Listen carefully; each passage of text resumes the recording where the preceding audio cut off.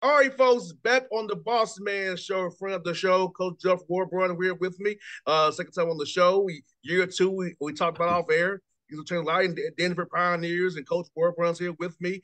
Coach, how is life in Denver, man? Year two. Life is great, JR. A lot has changed since we last spoke a year ago. I think we were 3-9 at this point a year ago, and today we sit at 9-3 through 12 games. So it's been fun to watch. It's been fun to see.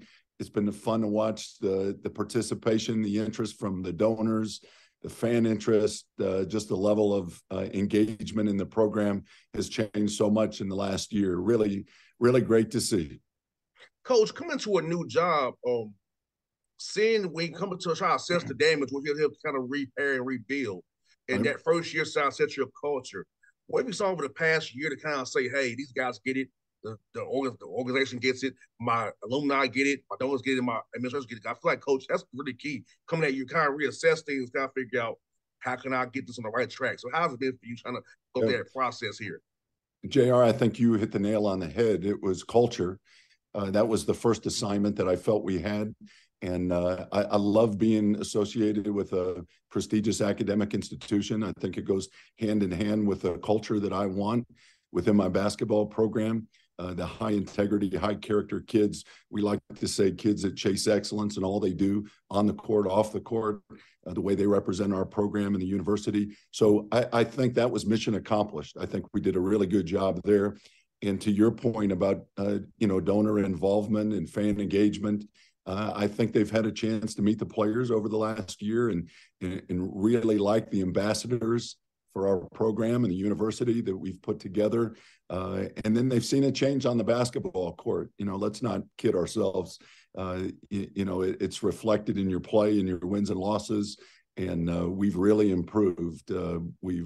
I thought we had a great recruiting class a year ago. I thought it provided us with tremendous depth for this season.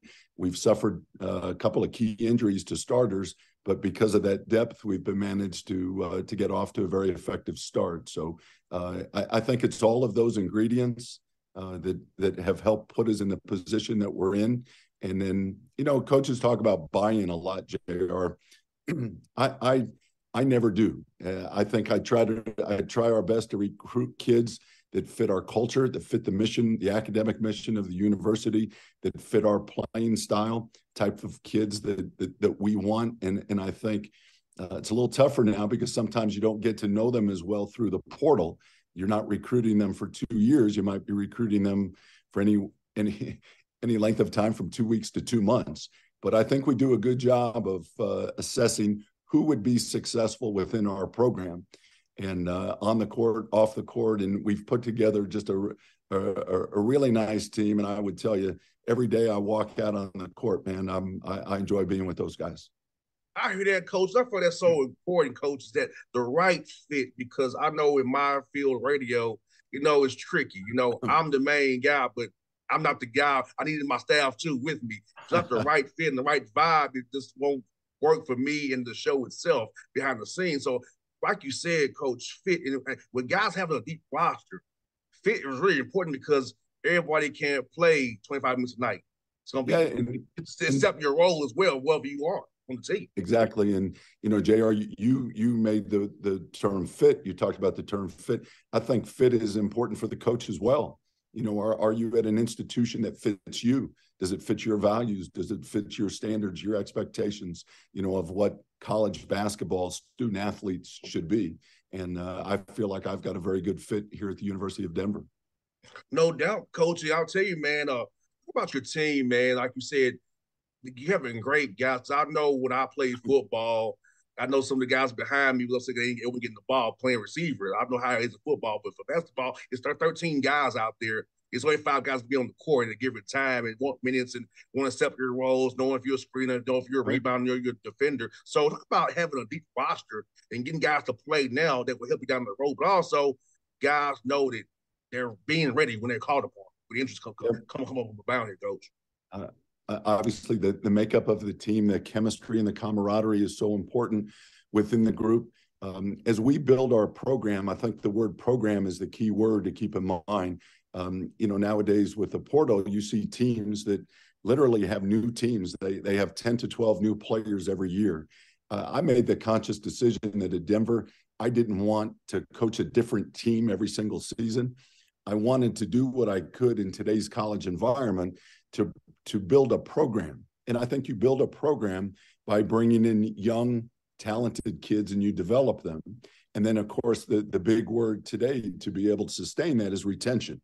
You've got to be able to retain the young, talented kids that you have in your program that you develop. And I think you do that by the way you care about them on the court, off the court. I think their quality of life off the court is very important to me. I think our guys have a great quality of life here in Denver. They live in a major metropolitan area. There's lots to do. There's certainly a ton of options as a pro sports town. It's a wonderful environment. It's a wonderful culture. So I think that's part of it. So we had 3 key freshmen a year ago in Toko Teamo from Finland, Coben Porter from Columbia, Missouri, and Tevin Smith from Danville, Illinois. Those were 3 freshmen a year ago, and they had the opportunity to come in and play significant minutes for us. And they averaged double figures in league play for us last year. They established themselves as really solid Summit League players. So this year, in addition to that, we added Justin Mullins from Chicago. Justin is averaging 12.5 points a game for us this year as a freshman. We've added Dan Mukuna, a 6'8" perimeter player from Germany. We added a transfer who's still just a redshirt freshman in Ben Bowen from Wyoming. Ben's dad is an assistant coach with the Denver Nuggets and longtime NBA player. So, and last year we also had another freshman, Pedro San Vicente. So there's 7 young players that we've been developing and that have been really productive for us. Now, in addition to that, I think you've laid a solid foundation for success beyond 1 year at a time. Now you use the portal. And we have used the portal to find graduate transfers that fill needs. We've used the portal to find undergraduate transfers. Our point guard this year, who is one of the best, maybe the best point guard in the Summit League, Tommy Bruner, a transfer from Jacksonville. Tommy's averaging 15.5 points a game, almost 5 assists a game. He fit that need for us. I think another deficiency we felt we had a year ago was our rebounding. We were unable to get out and run as much as we'd like. And I felt the big cause of that was not being dominant on the defensive glass. So we added Lucas Kasunas, a graduate transfer, 6'10", 260 pounds from Stanford, and Tyreek Corbett, graduate transfer, 6'7" with a 7-foot wingspan from Coppin State. And along with Toko Teamo, we've been rather dominant on the glass this year, which has allowed us to get out and run and be a high-scoring team this year. And Coach, as you said, finishing possession is so key. That rebound, to get that ball and go. That's something Coach Nathan Miller talks about all the time. Coach Nathan also says finish possession, rebound, finish possession, get out and go. So I break. So Coach Miller talks about it all the time here at the Hawks. And so it sounds like, I hear that every day in practice. I like that. So it must make sense. It makes sense to you, right? Yes, indeed, it does. You also got DeAndre Craig. You signed him, Coach. Tell me about that young man coming to your team next year, Coach. Yeah, boy, JR, we're really excited about him. We don't have great depth at our point guard position this year. Tommy Bruner's playing big minutes for us, and he's doing a hell of a job in so many ways, leading the team, scoring for us, dishing, creating opportunities. He runs the show. He's really does a great job connecting with his teammates, but we don't have a great deal of depth. We don't have another true point guard on the roster. So DeAndre Craig, as you mentioned, is a point guard that goes to Mount Carmel High School in Chicago, be an all-state player. We're really excited about him. I would love, if I have my choice, to beat defenses down the floor every time. And instead of slugging it out 5-on-5 against a set defense, if we can do a good job on the glass and get out and go and hit a defense that hasn't been set yet, that's my desired offense. And we're doing a lot more of that this year. And even if the defense gets back to some degree with 3 or more defenders, we hit them with a set action in our secondary break. That's been very good for us this year. DeAndre is a jet from foul line to foul line. And he will certainly add that dimension in a year, along with a great on-the-ball defender, which we really need. So we're really excited about bringing DeAndre aboard a year from now. I hear that, Coach. You know what, man? I looked at some of your games, Coach. I tell you what, you win some close games, man. And so, but it comes down to possessions, though. That's why I tell fans all the time.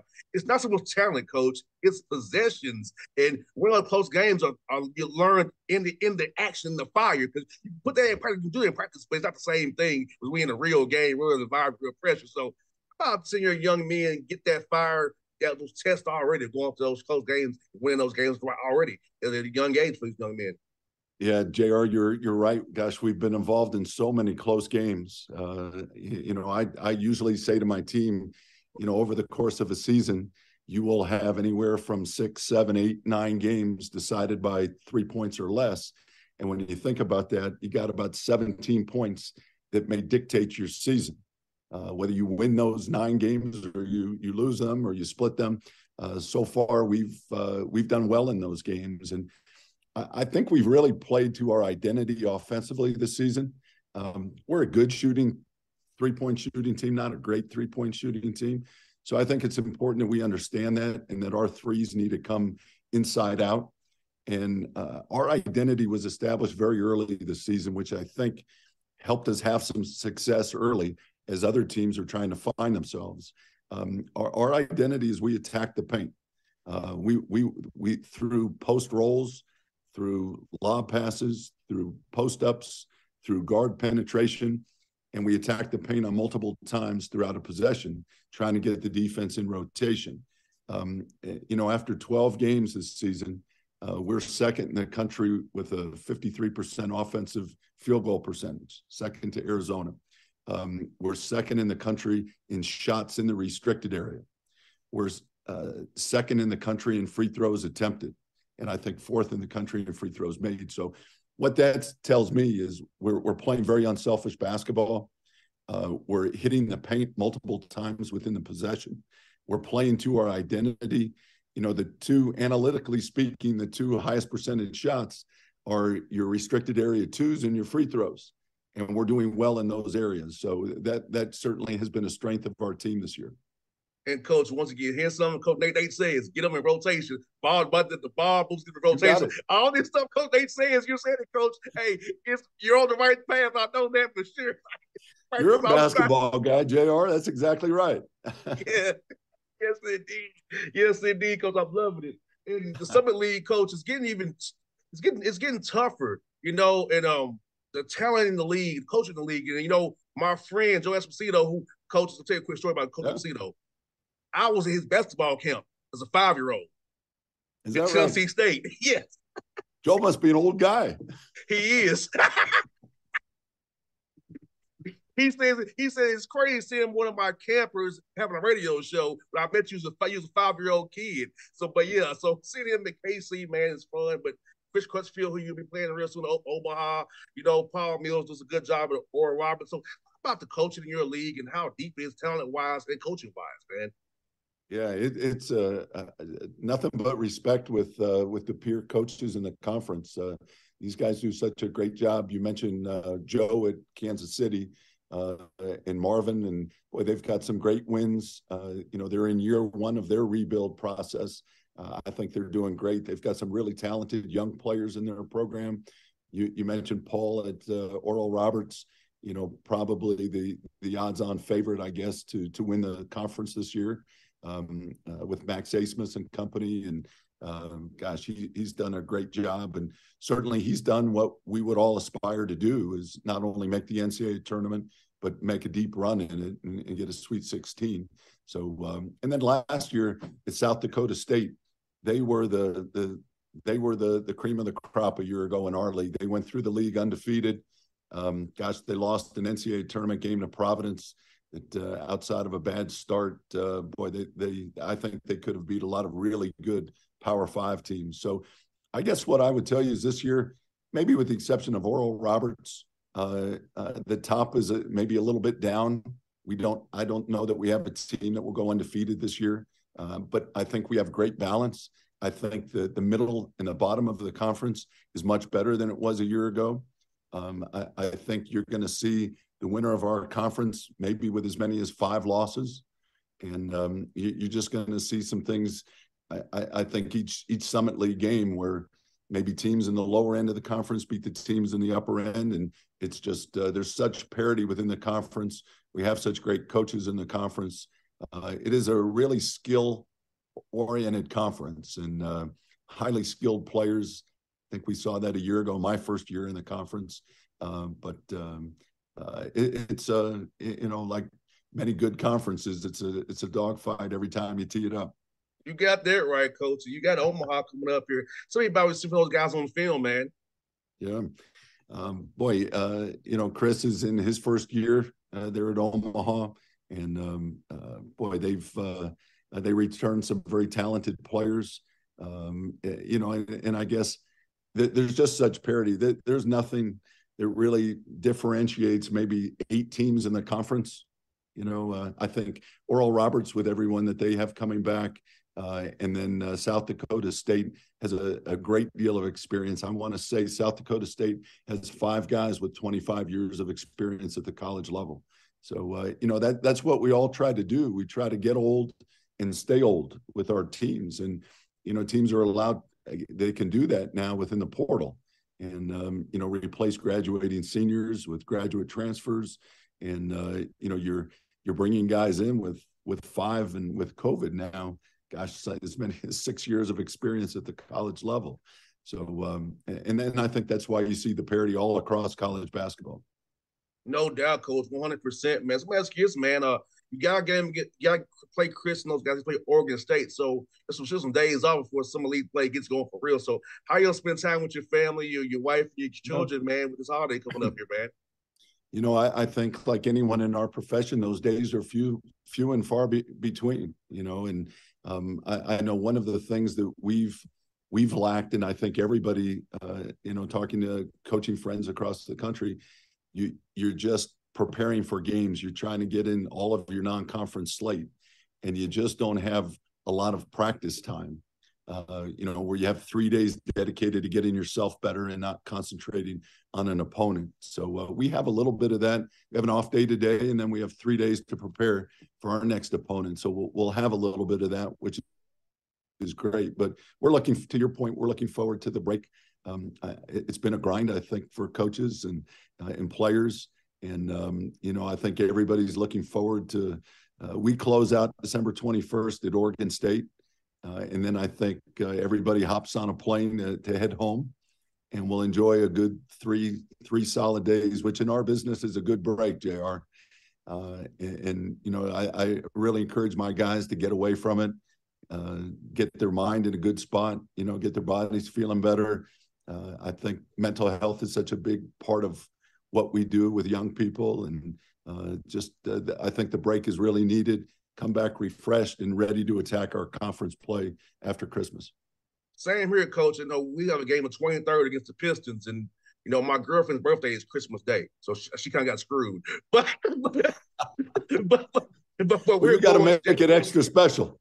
Yes, we're going to Florida, but it's going to be raining in Florida. I said, baby, I'm sorry. I want to go to the beach, but I got the beach coming, so I can't be there in the winter. But weather with me, baby. I'm sorry. But 3 days off, I'm going to enjoy that down there with her for her birthday. Well, my son's birthday is Christmas Eve, December 24th. So same boat. We've celebrated both at the same time. And my son's a GA at Purdue, and they're having a great season, #1 in the country. And he's in his first year as a GA there, and it'll be nice to see him for 3 days and talk about his experience and compare notes with the best team in the country right now. I hear that, Coach. So good talks as always, Coach. I'll be cheering for you guys out there in Denver. You and Chris know I support you guys a lot, man. So let's know I'm watching, Coach. I hope you do well, man. Hope you get that big dance this year, man. Get that ticket, man, and make some noise, man. Thank you, JR. It's always a pleasure to talk to you. Appreciate you reaching out to us, and anytime. Thanks, Coach. Have a happy holiday season, man. Thank you. Same to you. Bye-bye. Bye-bye.